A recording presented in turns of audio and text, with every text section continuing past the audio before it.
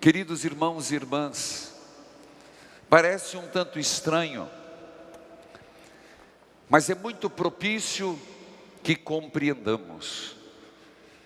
Quando se celebra esta manifestação Epifania, nós estamos celebrando o encontro dos 3 reis magos, que não está na Bíblia o nome, mas a tradição chama de Gaspar, Melquior e Baltazar, que se encontram sepultados na igreja de Colônia, na Alemanha. A igreja celebra não só o encontro dos 3 reis magos, mas é o encontro da humanidade que encontra o Cristo. Compreendamos. A primeira leitura do profeta Isaías de hoje, o que fala? Fala de um povo que caminhava nas trevas e que encontrou a luz. Essa luz que veio, a luz que virá. E essa luz nós sabemos que, chegada a plenitude dos tempos, esta luz é Deus encarnado, Jesus Cristo. Quem encontra Jesus Cristo não são só os 3, é toda a humanidade. Antes da encarnação era uma espera ansiosa, a humanidade gemia, angustiada, esperando o Salvador, pois só Ele poderia pagar o preço da nossa redenção. Por isso a primeira leitura é tão importante para nós, para lembrarmos que sem Deus nós não poderíamos viver a graça da ressurreição, a graça da redenção, a graça da nossa salvação. Por isso, uma luz que há de brilhar. O Salmo fala que todas as nações vão adorar o Senhor, e é verdade. Hoje ainda não. A segunda leitura vai falar que em Cristo não há mais gregos, romanos, pardos, não existe mais diferença de raça. Em Cristo todos somos um. Porque lembremos, Cristo nasceu por todos, Cristo morreu por todos. Então todo o gênero humano, não mais só a raça escolhida, os judeus do Antigo Testamento, mas todos os povos em Cristo são irmãos. Se nós entendêssemos isso, meus irmãos, nós entenderíamos e não teríamos tanta violência no mundo. Tanta violência. Se você olhar para as guerras, as primeiras guerras eram por raça. A Primeira Guerra Mundial, a Segunda Guerra Mundial, se não era por território, era por quem governa. Se não era por quem governa, é olhar para o outro e por causa de traços se matava.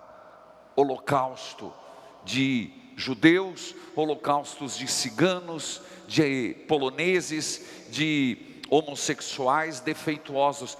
Eu só estou dando um exemplo clássico da história para perceber, mas hoje não é diferente. A cor de nossa pele, a língua que falamos, o país em que habitamos, faz pouca diferença para quem crê em Jesus Cristo, o príncipe da paz. Então o que justifica a violência?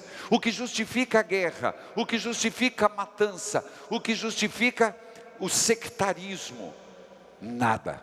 Ganância meramente humana. Não por acaso, não podemos jamais esquecer que o primeiro anúncio dos anjos foi: paz na terra aos homens de boa vontade. Eu vos anuncio uma grande notícia: nasceu para vocês o Salvador.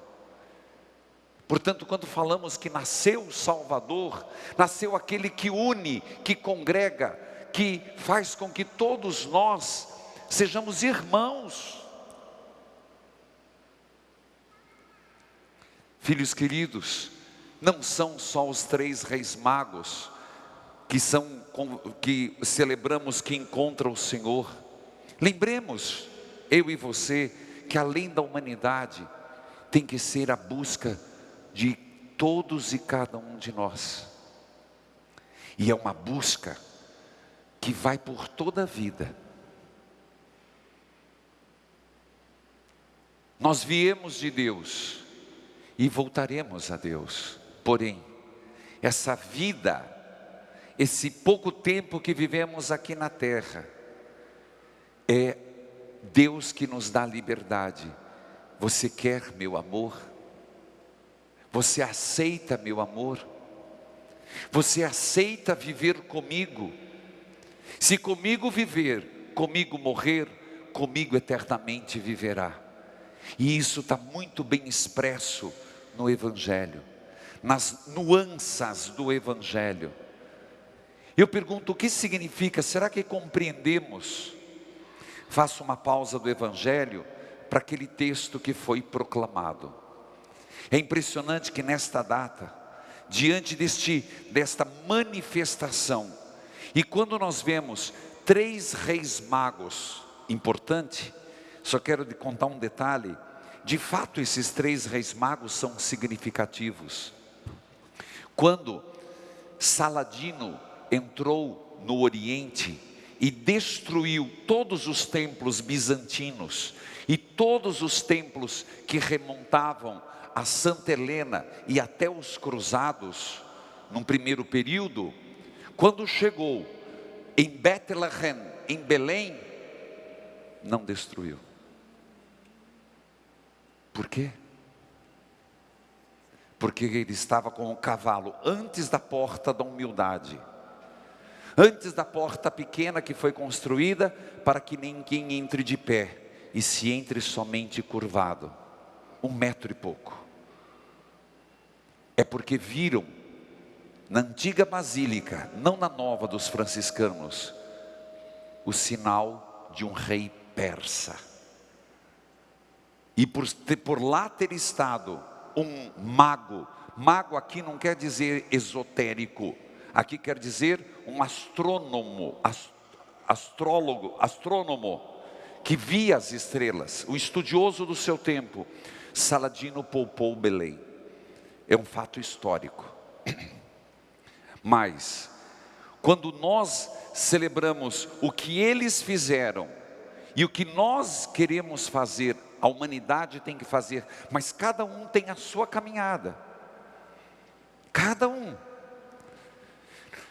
É importante esse anúncio, porque a partir do Cristo encarnado, é que se lança para o ano inteiro o sentido maior de toda a festa. Se vocês prestaram atenção, foi anunciado o dia da Páscoa, como é bem citado, onde está o centro da nossa fé, a Páscoa do Cristo. Veja, nós olhamos para uma criança, olhamos para um presépio, vemos um menino, mas na fé temos que ver Deus, este Deus encarnado, que está acima da nossa capacidade de compreender por que Deus se encarnou, mas se encarnou em forma de uma criança. E quando olharmos para a criança, fazermos um salto imediato daquela criança para o Cristo crucificado. Ó, 2 realidades: crucificado e nas santas chagas do Senhor ressuscitado. Por isso, se percebe o mistério da nossa fé? Você não se sente orgulhoso de ser cristão, de ser católico e de celebrar esse mistério grandioso na liturgia? Vendo aqui já toda a redenção e salvação na forma de uma criança. Deus se fez pequeno para nos amar. A partir dali, é bem colocado que todo domingo é uma pequena Páscoa. E a partir do fato da paixão, morte e ressurreição, os fatos principais. A partir do Cristo se celebra sua paixão, sua ascensão, a descida do Espírito Santo sobre os apóstolos, Pentecostes, se celebra as festas marianas, num segundo círculo, menor, mas não menos importante, e todos os santos, finados e todos os santos. Você percebe como Deus, Jesus Cristo, é o sol maior, e nós somos os astros que circulam em torno dele, e todas as outras festas em torno do Cristo. É isso que nós temos que encontrar, nossa vida circulando, vivida, abastecida em torno de Jesus. Mas tem mais. O Evangelho, e eu falava do itinerário pessoal. Todos aqui, não precisa pôr turbante para ser um mago do Oriente. Não precisa andar de camelo. Mas de algum jeito você está caminhando, ou não, rumo a Jesus. Veja, o anúncio de Jesus Cristo pode provocar duas reações. Uma, a reação de Herodes. O homem ficou irrequieto, o homem ficou revoltado, porque ele não enxergava um Salvador, ele enxergava alguém que estava competindo com ele, que ia tirar o seu trono. Muitas e muitas vezes, meus irmãos, a presença de Jesus Cristo e depois da sua vida pública, sempre rechaça o mal. Muitas vezes, a palavra de Deus nos incomoda. Às vezes, quando a gente está em oração, Deus nos cobra, a palavra nos cobra, um sermão nos cobra, e de repente parece que Deus está puxando a tua orelha, dizendo: não vai por aí, meu filho. Aqueles homens saíram de seus lugares e foram guiados pela estrela. É impressionante. E cada um é chamado a fazer a sua pergunta: Deus em mim provoca mudança ou provoca em mim uma revolta? Segundo, eu consigo perceber no meu horizonte que eu estou sendo guiado pela luz. Não é por acaso que todos os enfeites natalinos, e você vê em toda a cidade, e é bonito de ver. Por isso a nossa igreja também é luz, pequenas luzinhas. De onde vem isso? Eu sou a luz do mundo, quem me segue não andará nas trevas. É o Senhor o guia da nossa história, é a estrela guia que brilha no horizonte da nossa vida. E sem luz caminhamos, na primeira leitura, como peregrinos cegos numa profunda escuridão. Veja, eles entraram na casa, no palácio de Herodes, a estrela se apagou. Eu te faço uma pergunta: onde você está, a forma que está vivendo, as opções que tem feito, as escolhas que tem feito, o mundo que você está vivendo, você está enxergando Deus? Não necessariamente. Se você entrou na caverna, no palácio, num grupo de pessoas, num grupo de amigos da onça, que só valoriza o poder temporal, a estrela se apaga. Se você ou eu entramos no mundo do egoísmo, da soberba, não querendo oferecer nada, nem ouro, nem incenso, nem mirra, que quer dizer os presentes que oferecemos a Deus, a luz se apaga. Eu te pergunto hoje, na tua vida, você consegue enxergar a luz? Você consegue enxergar um caminho? Então eu te pergunto, como você se enxerga daqui 10 anos? Como você se enxerga? Como você se projeta? Se as suas projeções para o futuro são só de aquisições de bens, tenho certeza que não é a estrela do Senhor que brilha. Mas, se pensamos a partir da luz de Deus, então nós poderemos nos pensar mais amorosos, mais santos, mais virtuosos, mais caridosos, mais tementes a Deus. E é impressionante, quando os 3 saem do palácio de Herodes, e por isso que essa missa também seja na tua vida. Se é preciso, meu filho, corte os lugares que te afastam de Deus, corte, saia deste lugar, rompa com essas relações doentias, rompa com essa situação que te empobrece, custa muita energia. Eles tiveram, diz o texto, viram a estrela e ficaram alegres. Tiveram de novo a alegria e seguiram o caminho. Nos perguntemos, não é só o Senhor que pode nos trazer alegria?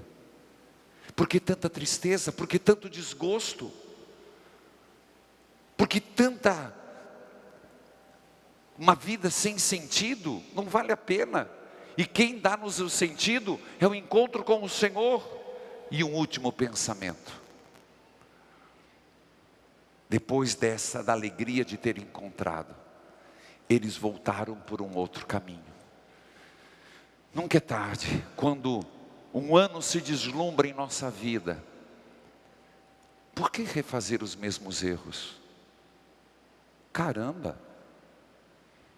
Por que refazer os mesmos passos errados que vão cair num abismo? Por que não tomar outro caminho? A partir do Senhor. Filhos e filhas, termino dizendo que a nossa vida seja como esse incenso. A vida é uma brasa acesa. As nossas boas ações, a nossa caridade, o nosso amor, a luz que irradiamos de Cristo, é como incenso que exala até Deus, como essa fumaça, um agradável odor de santidade. Amém.